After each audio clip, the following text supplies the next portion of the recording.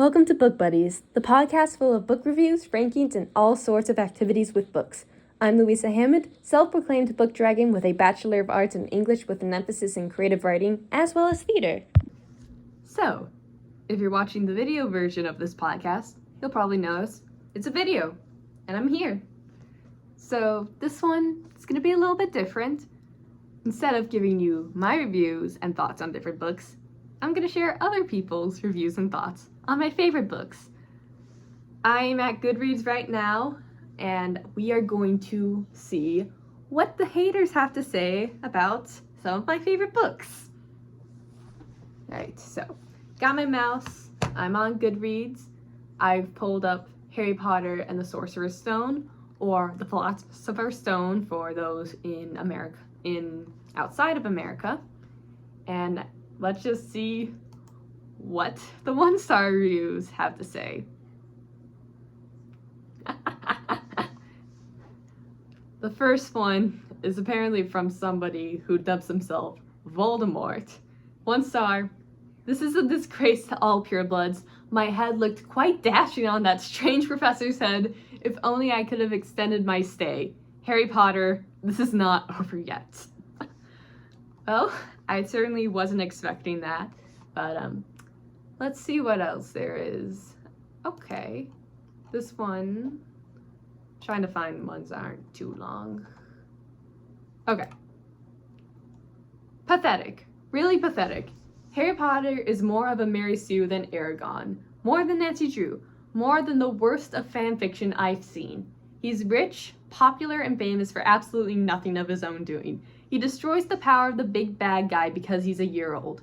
He has the whole angsty past down pat. He instantly becomes the best at flying without ever having done it before, wasting all the older and more experienced flyers. And get this, he flies bad, I think that, he flies bad guys when they touch his skin because the power of his mother's love is so amazing that it protects him. I mean, gosh, the only Suish habit we aren't subjected to is multi-page rants on his appearance each morning, or the devoted unicorn of unusual powers. Of course, but I'm expecting him to show up in the very next book. After all, she has to keep some plot devices for the next one, doesn't she? Can't put all her brilliant twists out at once. Heavy sarcasm, don't even get me started on the plot. Epic failure, enough said. Harry wasn't any excuse for a hero. He did nothing. He just sat around and things happened to him. End of story. His fame was inherited. His fortune was inherited. He lived with his relations and allowed them to bully him, and couldn't even manage to read his own mail. His wonderful skills were not working at and studying for years, but picked up instantly, and he bet the bad guys by electrocuting him with his infamous sapper skin. I could go on for hours. The thing that really gets to me is that this is the great literature of our age. What hope is there for any decent writers if all kids want to read is that utter garbage? What hope is there for the world if kids are growing up thinking this is good literature? This is a dangerous book. Oh my, made me consider both mass homicide and is definitely not suitable for children. Wow. That was written in 2009. First of all, I would say some of these you would have to read more than just the first book to understand everything. Specifically, later on, Dumbledore explains more elements of the prophecy and that Voldemort selected Harry as his equal. And also, some aspects you gotta remember, Harry was 11 years old. And how can you say he just lets his family bully him? He was 11 years old. What were you expecting him to do? Alright, let's see. What else is there? Okay, I don't want to go. That one was kind of long, so I don't want to find another one, and that's like that long. Let's see what else. Okay. Harry Potter is like 50 Shades of Grey in the following ways. The hype about the books is what sold the books. The books themselves suck. The writing styles are horrific. The plots are flimsy and meandering. The characters are one-dimensional and simplistic. Both books are a testament to to the overwhelming power of the insidious, and saturationist, I just made up a word, and marketing machines in the US and UK. They are shining examples of the marketers telling us what we should like and us believing them without questioning. Why we should care about a girl with no self-respect. Why we should not be insulted the assumption that us girls will swoon merely by a billionaire taking off his shirt. Why we are going to tolerate a meandering tale of wizardlet who plays pseudo-soccer, then births a dragon, then finds a unicorn, then all the million other side stories Harry Potter stumbles through. What else would explain our collective lack of insistence of a cohesive story that does not rely solely on deus ex machina to move a plot forward? You know, invisibility cloaks introduced 3/4 of the way through, our acceptance of cardboard cutout characters named after their personalities. I'm talking to you, Draco Malfoy and Mr. Grey. I demand more from my tastemakers. I expect the story of O. I demand the wonderful Wizard of Oz. I insist on the Princess Bride. The fact that I'm not only spoon-fed this, but expected to like it is beyond annoying. I don't like being treated like I'm stupid. I don't like being coerced into books that clearly exist in order to make me see the movie version, then buy the outfit and Barbie editions and comic book renditions. I just don't like either of these books. Now, Twilight, on the other hand, that's a book I can bite into. Har har. Well, I've never read 50 Shades of Grey, and I don't plan on it, so I don't think I can make the comparison of that. And secondly, I think the hard thing about some of these books is they came out a couple years ago. Okay, Harry Potter's not that old, it only came out in like the late 90s, but this review was 2013.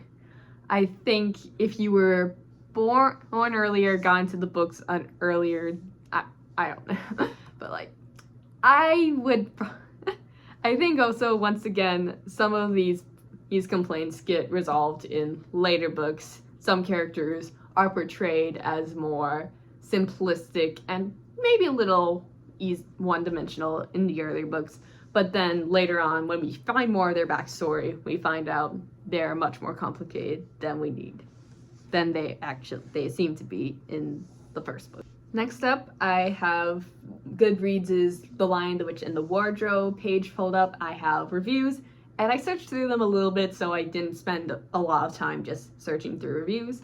But let's start. I'm tempted to give this book a 0, but the idea of going through the wardrobe to another land is fantastic.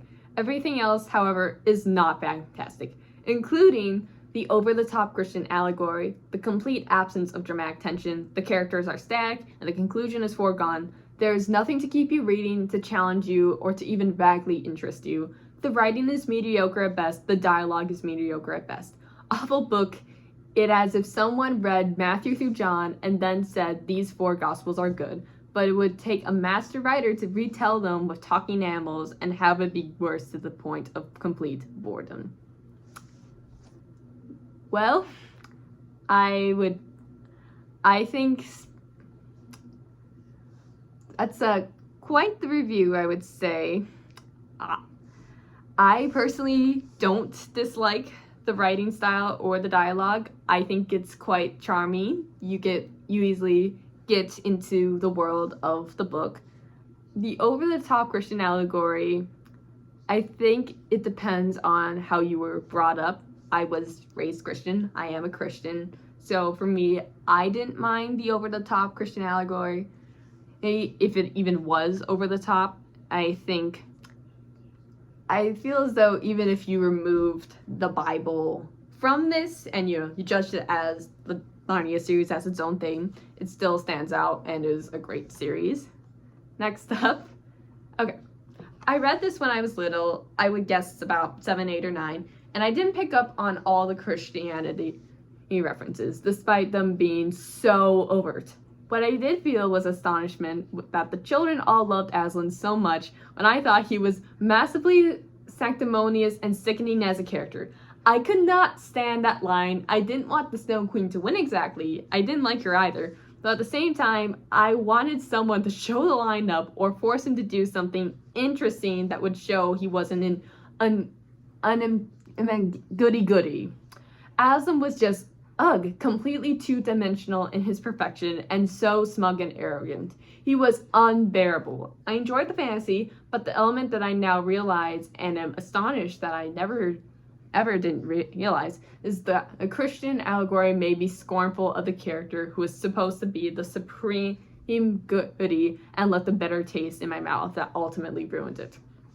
I enjoyed other books in the series more, some more than others. Enjoyment increased exponentially as Aslan's involvement decreased, but this one was the worst.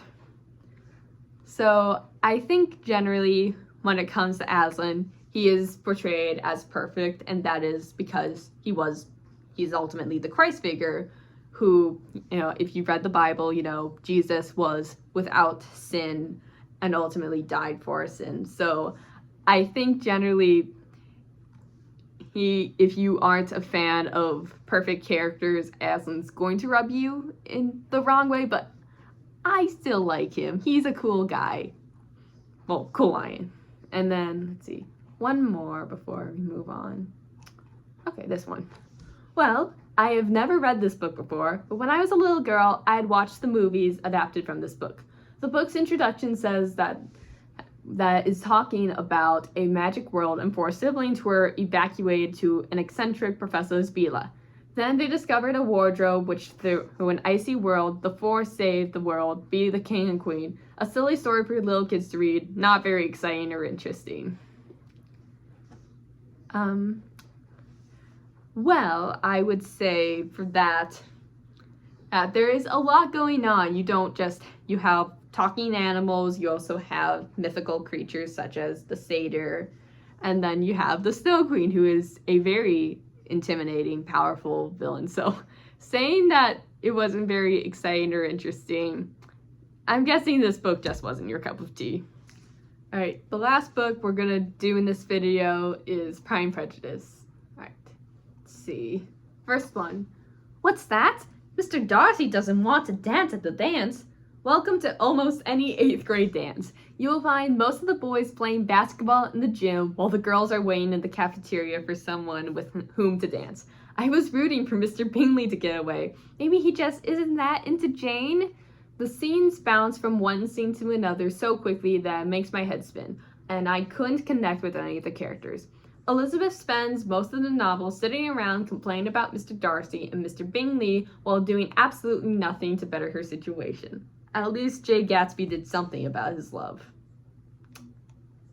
Let's see. I'm just gonna give my thoughts after I read all these reviews, so I'm not just repeating myself over and over again. Right.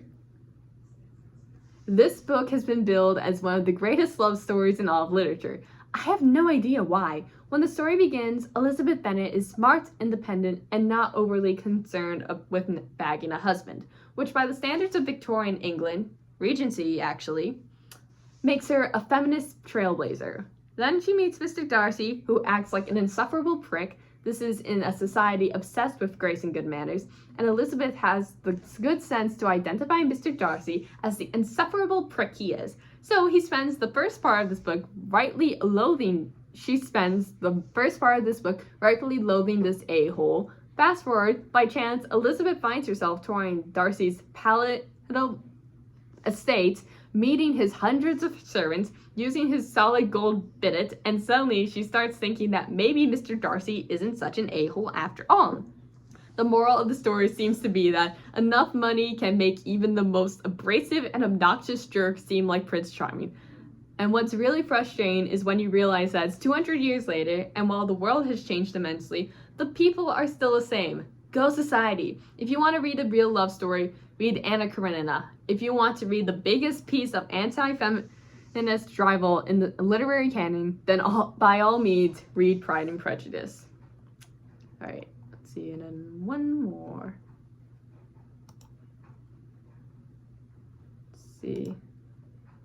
In my opinion, this is just a book about Victorian snobs. Once again, Regency, do your research before you post your reviews online, talking about the snobby things, and I don't like snobs. I used to hate Mr. Darcy until I found out he has $10,000 a year. Now I'm madly in love with him. The unromantic linking of money and love are just too much for me. It just makes women of this time period seem pathetic. It's my goal to read all the classics that appear on the greatest books of all time list every year, so I'm glad I can cross this one off. It's possibly the most boring book I've ever read. Wait till you read Captains Courageous and Treasure Island. But anyway, if you think Elizabeth fell in love with Mr. Darcy just because he was rich, first of all, she immediately knows he's rich when they meet at the ball, so she's not attracted to his money.